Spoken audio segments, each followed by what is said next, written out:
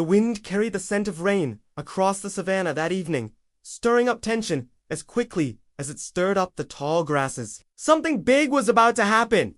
Something that would change the savannah forever. And all signs pointed to the looming storm clouds overhead, mirroring the turmoil in the hearts of every lion present. The sky was the color of bruised plums when the elder lion spoke, his voice echoing across the plains. "I was born to lead," he declared, looking out at his pride, his gaze steady and sure. The younger lion beside him snarled, baring his teeth in a silent snarl that could have split the night in two. He didn't say a word, but his eyes, burning like twin embers, conveyed his thoughts clearly.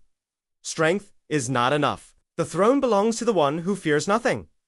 A hush fell over the clearing, broken only by the distant rumble of thunder. Mothers instinctively pulled their cubs closer, shielding them with their own bodies as if preparing for an incoming storm. Every cat in the pride, from the newest cub to the oldest elder, was transfixed on the two lions facing off. The air crackled with anticipation, heavy with unspoken challenges and years of pent-up resentment. Then, as suddenly as it began, the younger lion surged forward, his muscles coiled like springs, unleashing a burst of energy that sent him hurtling through the air towards his brother. There was no warning. No time for parrying the attack. Just a blur of motion and a sudden shower of sparks as claws slashed through the air. In a heartbeat, the fight was on. The elder stumbled back, his paws scrabbling for purchase on the uneven ground. But he didn't fight back. Instead, he held his ground, letting his brother exhaust himself in a flurry of furious swipes and lunges. The younger lion was a whirlwind of claws and teeth, each movement precise and powerful. It was clear he'd been planning this moment for a long time. But the elder remained rooted where he was, taking the punishment without flinching, his eyes never leaving his brother's.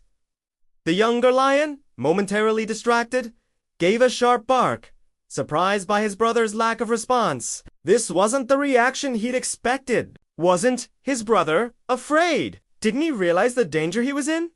The confusion only lasted a heartbeat. The younger lion was back in the fight in a flash, his attacks coming faster and harder. For a moment, it seemed as if the elder would hold, that he'd weather the storm his brother had unleashed. But just as suddenly, the tide turned. With a mighty roar that shook the savannah, the younger lion landed a blow that sent the elder crashing to the ground. The younger stood over his fallen brother, chest heaving, his eyes gleaming with the thrill of the chase, of the impending kill. A triumphant snarl rumbled in his throat as he prepared for the final strike, ready to claim what he believed was rightfully his. The elder, dazed but defiant, managed to scramble backwards, his gaze locked onto his brother. Even in defeat, there was no fear in his eyes, only sorrow. He had failed his pride. As the younger lion hesitated, readying himself for the final confrontation, a low chuckle echoed from the edge of the clearing. Startled, both brothers whipped around to face the newcomer. It was Kago, the leader of the hyena clan that haunted these parts. Beside him stood dozens of his kin, their laughter echoing across the savannah like shards of glass. The hyenas, sensing weakness and division among the lions, had come to feast on the discord, their eyes gleaming with malicious intent. Kagu, his grin splitting his muzzle from ear to ear, sauntered forward. His voice, a grating rasp, cut through the stunned silence. So, the great king falls. Or perhaps he was never fit for the throne, he sneered, gesturing to the elder lion with a flick of his tail. The hyenas surged forward, their numbers overwhelming, their eyes gleaming with predatory hunger. The younger lion, momentarily forgetting his grudge against his brother, found himself face to face with a sea of snarling, salivating mouths. He let out a startled yip, realizing too late that he'd walked right into Kagu's trap. He glanced at the elder lion, whose eyes, though filled with pain, held a spark of understanding. In that instant, the younger lion knew he couldn't win this fight alone. Not against his brother, not against the hyenas. As the hyenas closed in, their guttural laughter echoing around him, the younger lion knew he had only one choice. Pride and wounded, ego be damned. He needed help, and that help could only come from his brother. It was a bitter pill to swallow. But pride, after all, can break a lion.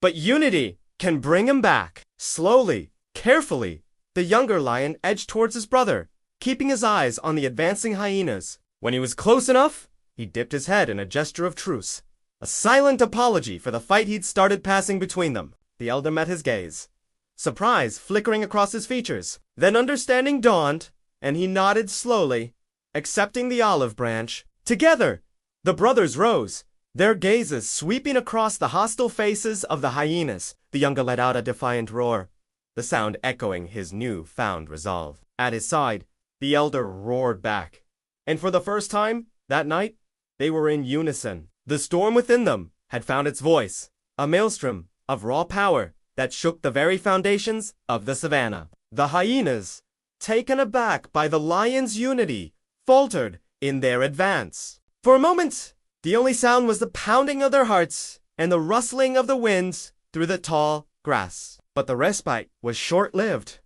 Kagu, his eyes narrowed, barked in order, and the hyenas surged forward once more, their numbers a relentless tide. The two lions stood back to back, forming a united front against the sea of snapping jaws and gnashing teeth. They fought as one, their movements fluid, their attacks coordinated, their defenses impenetrable. The elder, drawing on years of experience, directed, parrying, thrusting, keeping the hyenas at bay. The younger, fueled by youthful vigor and a desire to prove himself, attacked, tearing, biting, holding nothing back. Each move they made was in response to the other, a silent conversation written in the language of claws and fangs. They covered each other's flanks, anticipating each other's moves, forming a wall of muscle and teeth against the hyena onslaught. Despite their ferocity, the hyenas were slowly being pushed back. Their numbers, once a source of strength, were now a liability,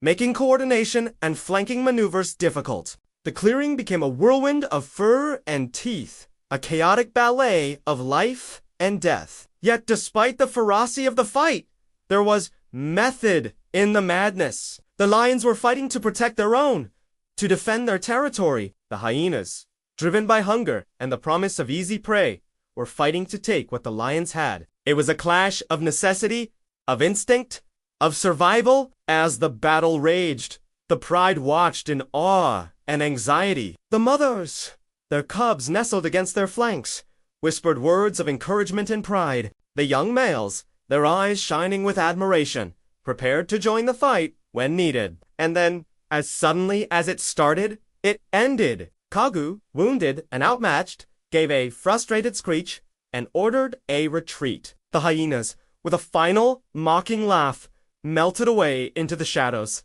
disappearing as quickly as they had come. Silence fell over the clearing, broken only by the ragged breathing of the lions and the hushed whispers of the pride. The elder, his fur matted with blood and dirt, his eyes grim, turned to his brother. Despite their wounds, they stood tall, their heads held high, their gazes steady. The younger, his earlier arrogance gone, hung his head in shame. He had caused this, almost destroyed everything. He looked up, meeting his brother's gaze, and in that silent exchange, an understanding passed between them. The elder dipped his head in acknowledgement, accepting the apology that went unspoken. He nudged the younger, guiding him towards the pride. It was time to heal, to rebuild trust, to unite. The savannah was still theirs, but they couldn't have done it apart. As the sun rose the next morning, bathing the savannah in hues of gold and crimson, the pride gathered for the daily hunt. The elder and the younger, their wounds bandaged and their spirits high, walked side by side at the head of the pride. They had fought hard, learned a valuable lesson, and most importantly, found their way back to each other. The scars of their battle would fade, but the bonds they had forged in the fires of adversity would last a lifetime. The throne of lions was safe, for now, thanks to the unity they had found in the face of adversity.